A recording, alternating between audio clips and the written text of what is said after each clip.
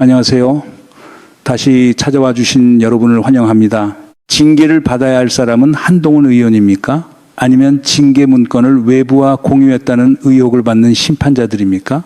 조경태 의원이 국민의힘 중앙윤리위원회를 향해 위원장 사퇴와 위원회 해산, 그리고 한동훈 의원 제명 철회를 요구했습니다. 겉으로 보면 한동훈을 둘러싼 또 하나의 당내 충돌처럼 보입니다. 친한계와 장동혁 지도부가 다시 맞붙었다. 조경태 의원이 자신의 징계 가능성에 반발했다. 이 정도로 정리하고 지나가기 쉽습니다. 그런데 이번 사안은 그렇게 단순하지 않아요. 지금 심판대에 오른 것은 한동훈 한 사람이 아니라 국민의힘이 누구를 어떤 기준으로 심판해 왔는지, 그리고 그 심판 기구가 과연 독립적이었는지라는 문제입니다. 도대체 누가 징계 대상자 명단과 징계 내용, 결정문과 보도자료를 미리 봤다는 것입니까? 누가 그 처리 방향을 상의했다는 것입니까? 그리고 이 제보가 사실이라면 이미 내려진 징계 결정들은 어디까지 다시 들여다봐야 하는 걸까요? 오늘은 이 사건을 표면의 충돌, 그 뒤에서 움직이는 권력의 동기, 그리고 보수정당 전체에 돌아올 결과까지 세 층으로 내려가 보겠습니다. 먼저 분명히 할 게 있습니다. 현재 제기된 외부 공유 문제는 의혹과 내부 제보의 단계입니다. 확인되지 않은 내용을 사실처럼 단정해서는 안 됩니다. 하지만 바로 그렇기 때문에 독립적인 조사가 필요하다는 겁니다. 조경태 의원의 기자회견에서 가장 강하게 꽂힌 대목은 한동훈 의원 제명을 즉각 철회하라는 요구였습니다.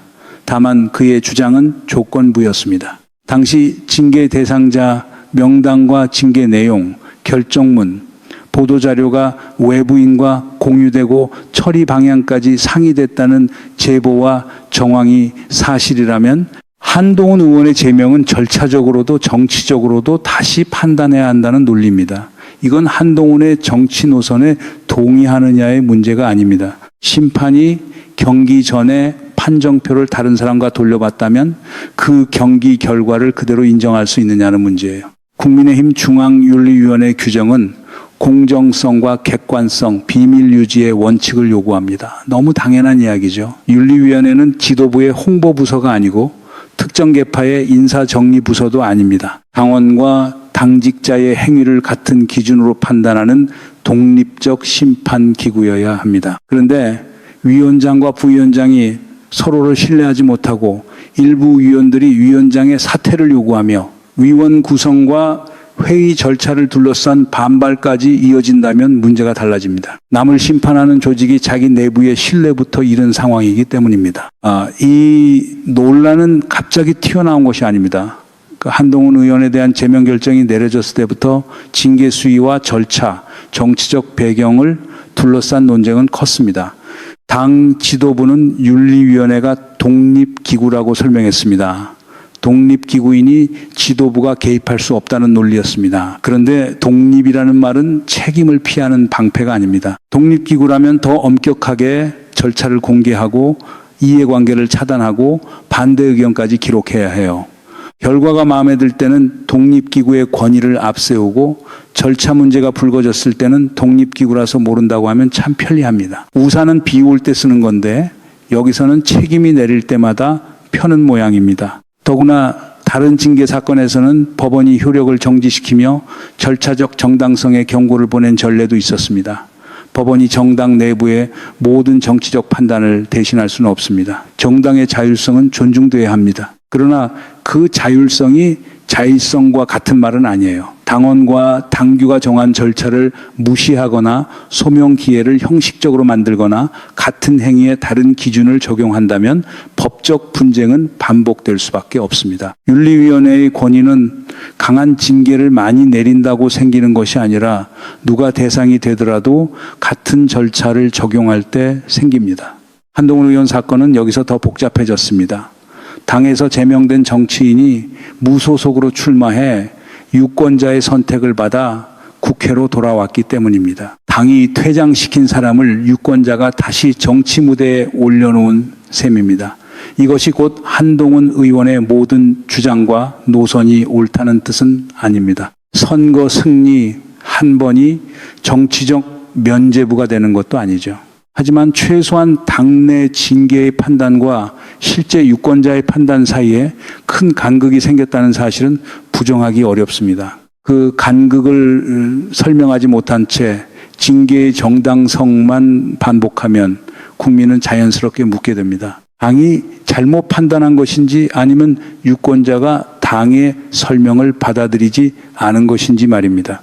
그 뒤 지방선거 패배 책임을 둘러싼 국민의힘 내부 갈등이 커졌습니다. 정상적인 정당이라면 선거에서 졌을 때 가장 먼저 지도부의 전략과 공천, 메시지와 노선을 점검해야 합니다. 중도층이 왜 떠났는지, 수도권에서 왜 확장하지 못했는지, 12.3 비상계엄 사태 이후 헌정질서와의 관계를 어떻게 정리할 것인지부터 물어야 합니다. 그런데 책임론을 제기한 인사들이 오히려 윤리위원회의 징계 대상이 되는 장면이 이어지면 질문의 방향이 거꾸로 바뀝니다. 선거에서 왜 졌느냐가 아니라 누가 대표를 비판했느냐가 중심이 되기 때문입니다.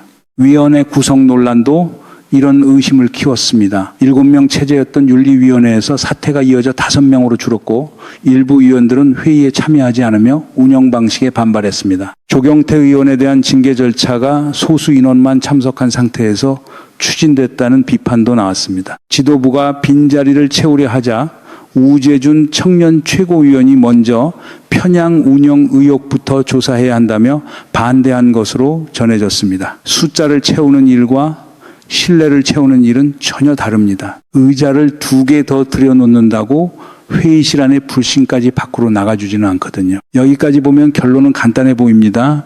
한동훈 의원 측과 장동혁 지도부가 충돌했고 징계 대상이 된 사람들이 윤리위원회에 반발하고 있다. 그러니 결국 늘 보던 당내 계파 싸움이라는 겁니다. 충분히 가능한 해석입니다.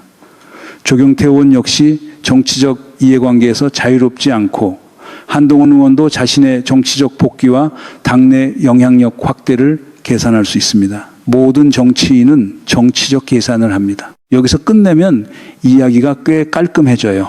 그런데 진짜 문제는 지금부터입니다. 계파 싸움만으로는 왜 윤리위원들이 잇따라 사퇴하거나 회의에 불참했는지, 왜 위원장 사퇴 요구가 위원회 내부에서 나왔는지, 왜 기밀 자료의 외부 공유 의혹까지 제기됐는지 설명할 수 없습니다. 당사자가 반발하는 것과 심판기구 내부의 구성원들이 심판의 공정성을 문제 삼는 것은 차원이 다릅니다. 전자는 이해관계 충돌일 수 있지만 우자는 제도 자체가 고장났다는 신호일 수 있어요. 특히 징계 자료가 외부인과 공유됐다는 제보는 사안의 성격을 바꿉니다.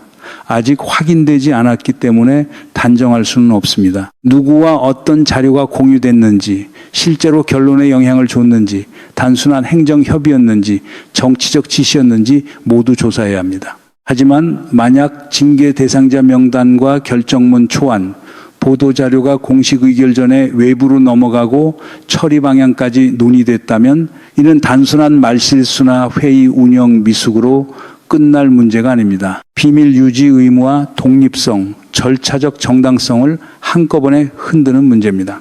그래서 조경태 의원의 요구는 4갈래로 정리됩니다. 위원장은 책임지고 물러나야 하고 당무감사를 통해 외부 공유와 부당 개입 여부를 조사해야 하며 현재 윤리위원회를 해산하고 지도부로부터 독립된 인사들로 다시 구성해야 한다는 것입니다. 그리고 제보가 사실로 확인된다면 한동훈 의원 제명도 철회하거나 최소한 원점에서 재심사해야 한다는 주장입니다. 이 요구의 타당성을 판단하려면 한동훈 개인에 대한 호불호부터 내려놓아야 합니다. 절차가 무너지면 좋아하는 사람을 살릴 때만 문제가 되는 게 아니라 싫어하는 사람을 벌 줄 때도 그 결과가 오래 버티지 못합니다. 문제는 여기서부터 권력의 작동 방식으로 넘어갑니다.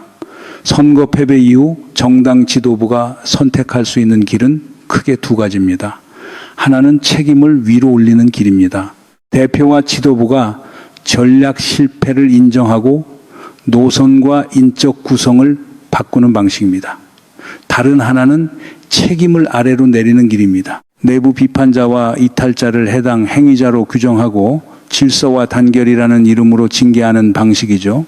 전자는 지도부가 아프고 후자는 반대파가 아픕니다. 권력은 대체로 덜 아픈 쪽을 먼저 찾습니다. 이 과정에서 가장 위험한 변화는 윤리의 기준이 충성의 기준으로 바뀌는 것입니다. 당대표를 비판했다는 이유, 지도부의 사퇴를 요구했다는 이유, 선거 패배의 책임을 공개적으로 물었다는 이유가 징계의 핵심 근거가 된다면 윤리위원회는 도덕적 위반을 판단하는 것이 아니라 정치적 복종을 측정하는 것이 됩니다. 정당에는 기강이 필요합니다. 허위사실, 유포나 폭력, 금품 문제, 명백한 해당 행위는 당연히 다뤄야 합니다. 그러나 비판과 불복종을 같은 상자에 넣는 순간 그 정당의 내부 민주주의는 급속히 말라갑니다. 같은 기준이 누구에게나 적용됐는지도 봐야 합니다. 12.3 비상계엄 사태를 둘러싼 책임과 옹호 발언, 헌정질서 훼손 문제에 대해서는 왜 이토록 신속하고 단호한 윤리적 판단이 나오지 않았느냐는 질문이 계속되고 있습니다. 반면 당의 쇄신과 지도부 책임을 요구한 인사들에 대해서는 징계 절차가 빠르게 움직인다는 비판이 나옵니다. 이 차이를 설명하지 못하면 윤리위원회가 아무리 규정을 낭독해도 국민에게는 선택적 정의로 보일 수밖에 없습니다. 법봉을 세게 두드린다고 공정해 보이는 게 아닙니다. 누구 앞에서 두드렸는지가 더 중요해요. 12.3 이후 보수 정당에 가장 먼저 필요했던 것은 헌정 질서와의 관계를 분명히 정리하는 일이었습니다. 비상계엄을 옹호하거나 축소하는 흐름과 단절하고 책임 있는 인사들에게 정치적 책임을 묻고 다시는 같은 일이 반복되지 않도록 당의 원칙을 세우는 작업이 우선이었어야 합니다. 국민이 요구한 보수 제거는 과거를 덮고 대오를 맞추라는 뜻이 아니었습니다. 헌법의 선을 넘은 정치와 결별하고 정상적인 경쟁 정당으로 돌아오라는 요구였습니다. 그런데 이 작업이 지연된 상태에서 내부 비판자 징계가 앞서면 당의 메시지는 정반대로 익힙니다. 계엄 책임보다 대표 비판이 더 큰 잘못인가? 헌정 질서에 대한 태도보다 지도부에 대한 충성이 더 중요한가? 이 질문은 민주당 지지자만 던지는 것이 아닙니다. 합리적 보수와 중도층 그리고 정당 정치가 정상적으로 작동하기를 바라는 시민이라면 누구나 던질 수 있는 질문입니다. 주류 언론이 이를 단순한 친한계와 장동혁 지도부의 싸움으로만 줄이면 가장 중요한 부분이 사라집니다. 사람 이름을 지우고 절차만 남겨도 문제는 그대로 남기 때문입니다. 한동훈 의원의 존재가 지도부에 더 부담스러워진 이유도 여기에 있습니다. 그는 당 밖으로 밀려났지만 선거를 통해 원내로 돌아왔고 국민의힘 복귀 의사도 드러냈습니다. 제명으로 제거하려던 변수가 오히려 국회의원 신분과 독자적 지지 기반을 갖고 돌아온 겁니다. 정치적으로 보면은 제명이 문제를 끝낸 것이 아니라 더 큰 문제를 밖에서 키운 셈입니다. 당내에서 반대 의견을 관리할 때는 회의와 표결, 설득이 가능하지만 당 밖의 경쟁자로 성장하면 통제 수단이 훨씬 줄어듭니다. 물론 한동훈 의원을 민주주의의 유일한 수호자처럼 그릴 이유는 없습니다. 그 역시 윤석열 정부와 보수 정치의 핵심부에 있었고 자신의 책임과 한계를 설명해야 할 대목이 많습니다. 그의 정치적 행보를 비판적으로 검증하는 것도 필요합니다. 그러나 바로 그렇기 때문에 더더욱 징계는 투명해야 합니다. 정치적으로 논쟁적인 임무를 처리할수록 절차가 완벽해야 결과의 승복을 요구할 수 있습니다. 미운 사람을 벌주는 순간에는 박수가 나올 수 있어도 그 방식이 제도가 되면 다음에는 누구든 같은 칼날 앞에 설 수 있어요. 이 구조에서 단기적으로 이득을 보는 쪽은 분명합니다. 지도부는 비판 세력을 위축시키고 해당 행위의 기준을 넓게 해석하며 당내 의사결정의 중심을 강화할 수 있습니다. 의원들은 공천과 당직, 징계 가능성을 생각해 공개 발언을 줄이게 됩니다. 조직은 조용해집니다. 하지만 조용한 조직이 건강한 조직은 아닙니다. 병원 중환자실도 아주 조용합니다. 중요한 건 소리가 아니라 생명력입니다. 장기적으로는 반대의 효과가 나타날 수 있습니다. 한동훈 의원은 정치적 숙청의 피해자라는 서사를 강화할 수 있고 지도부와 거리를 두는 의원들은 당 밖의 선택지를 검토하게 됩니다. 중도층은 국민의힘이 계엄 책임 정리보다 내부 권력 투쟁에 더 몰두한다고 판단할 수 있습니다. 그렇게 되면 현재의 이재명 정부와 더불어민주당은 별다른 비용을 치르지 않고도 상대 진영의 분열로 정치적 공간을 넓히게 됩니다. 이것은 정부 여당에 유리한 국면일 수 있지만 국가 전체로 보면 마냥 반길 일은 아닙니다. 민주주의에는 정책과 실력으로 경쟁하는 야당이 필요하기 때문입니다. 이재명 정부가 민생과 경제안보, 외교 정상화와 제도 개혁을 추진하려면 야당의 무조건적인 발목 잡기는 줄어들어야 합니다. 동시에 정부를 제대로 감시하고 대안을 제시할 수 있는 책임 있는 보수 정당도 필요합니다. 극단적 주장과 부정선거 음모론 계엄 옹호에 기대는 야당은 정부 견제 능력을 잃고 지지층 결집만 반복하게 됩니다. 결국 손해를 보는 쪽은 국민입니다. 여당은 쉬운 상대를 만나 긴장을 잃을 수 있고 야당은 현실과 멀어지며 중요한 정책 논쟁은 사라집니다. 그래서 이번 윤리위원회 논란은 단순한 조직 내부 사건이 아닙니다. 이것은 국민의 힘이 어떤 야당으로 남을 것인가를 결정하는 시험대입니다. 12.3 이후에 헌정질서 회복에 협력하는 보수정당이 될 것인지 아니면 그 책임을 흐린 채 내부 비판자를 정리하는 강경파 정당으로 좁아질 것인지 선택해야 합니다. 이 선택은 다음 선거의 의석만 바꾸는 것이 아닙니다. 한국 정치가 정상적인 진보와 보수의 경쟁으로 돌아갈 수 있느냐를 좌우합니다. 여기서 한 가지 장면을 떠올려 보죠. 경기 시작 전 심판실에서 판정표가 작성되고 그 내용이 경기장 밖 누군가와 공유됐다는 의혹이 제기됐습니다. 선수들은 아직 소명도 끝내지 못했는데 결과를 설명할 보도자료까지 돌았다는 주장입니다. 물론 현재로서는 제보이며 확인이 필요합니다. 하지만 이런 상황에서 심판이 할 일은 권위를 내세우는 것이 아닙니다. 판정표와 회의 기록, 자료 접근 내역을 공개하고 누가 어떤 과정에 관여했는지 밝히는 겁니다. 숨길 것이 없다면 조사보다 빠른 해명은 없습니다. 윤리의 반대말은 때로 비윤리가 아닙니다.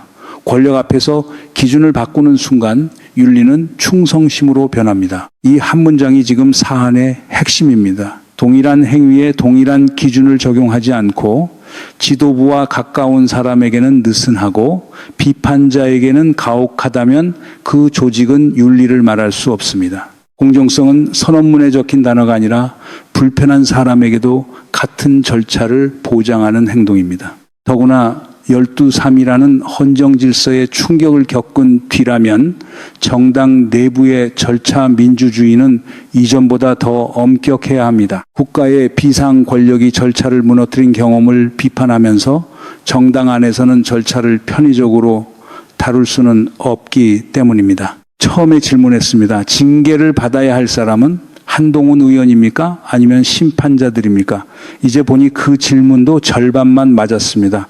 지금 국민이 심판하려는 것은 특정 개인 한 명이 아니라 사람에 따라 기준을 바꾸는 시스템 전체입니다. 한동훈 의원을 좋아하지 않아도 이 절차를 문제 삼을 수 있고 조경태 의원의 정치적 계산을 의심하면서도 독립조사를 요구할 수 있습니다. 오히려 그것이 정상적인 태도입니다. 인물에 대한 감정과 제도에 대한 판단을 분리할 수 있어야 민주주의가 작동합니다. 앞으로 가능한 길은 3가지 정도로 보입니다. 첫째는 당무감사나 외부 검증을 통해 자료 공유와 부당 개입 여부를 조사하고 그 결과에 따라 기존 징계를 재심사하는 길입니다.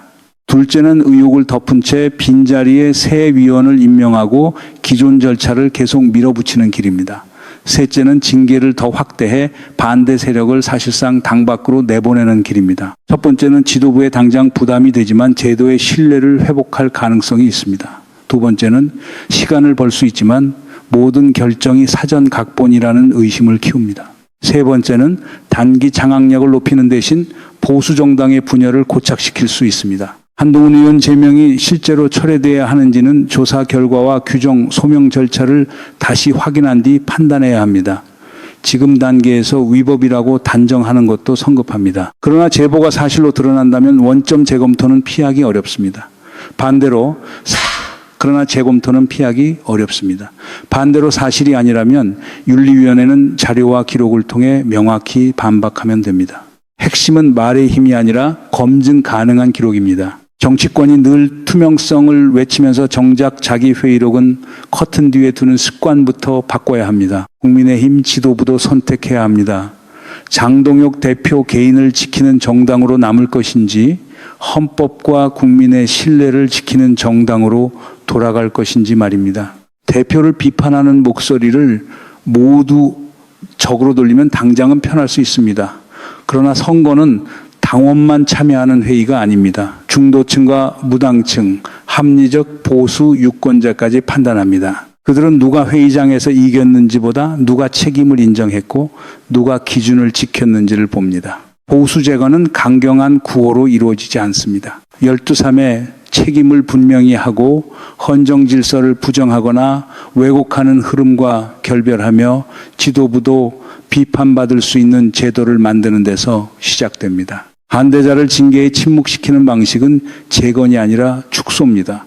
목소리가 하나만 남은 정당은 단결한 정당이 아니라 질문이 사라진 정당일 수 있습니다. 질문이 사라지면 오류를 고칠 방법도 사라집니다. 이번 사태에서 가장 먼저 확인해야 할 것은 간단합니다. 누가 징계 자료에 접근했는지, 외부 공유가 있었는지, 의결 전에 결론이 정해졌는지, 반대 의견과 소명 절차가 제대로 보장됐는지입니다. 조사 결과 문제가 확인되면 책임자를 문책하고 기존 결정을 재심사해야 합니다. 문제가 없다면 그 기록을 공개해 의혹을 해소해야 합니다. 어느 쪽이든 현재처럼 권위만 강조하며 넘어갈 수는 없습니다. 신뢰를 잃은 심판이 계속 휘슬을 불면 경기장은 조용해지는 게 아니라 관중이 떠납니다. 그리고 이 문제는 국민의힘만의 손익계산으로 끝나지 않습니다. 한국 사회는 비상계엄의 충격 이후 제도가 어떻게 회복되는지를 지켜보고 있습니다.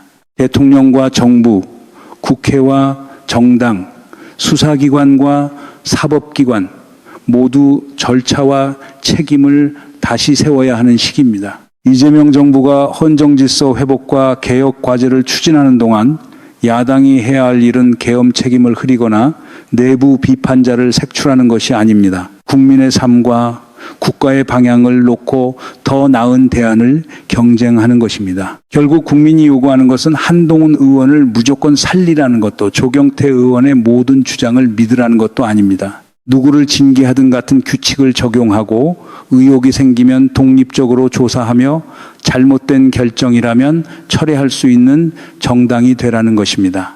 이것이 그렇게 과도한 요구입니까? 법치와 원칙을 말해 온 정당이라면 오히려 가장 먼저 받아들여야 할 요구입니다. 이제 남은 질문은 더 큽니다. 국민의힘은 한동훈 의원의 복당 여부를 넘어 12.3 이후 민주정당으로 다시 태어날 수 있을까요? 아니면 윤리라는 이름으로 비판자를 정리하다가 스스로 정치적 공간을 더 좁히게 될까요? 징계 자료 외부 공유 의혹의 조사 결과와 한동훈 의원 제명 재검토 여부, 그리고 보수정당 내부의 다음 움직임까지 함께 추적하고 싶다면 좋아요와 구독, 알림 설정으로 계속 지켜봐 주십시오.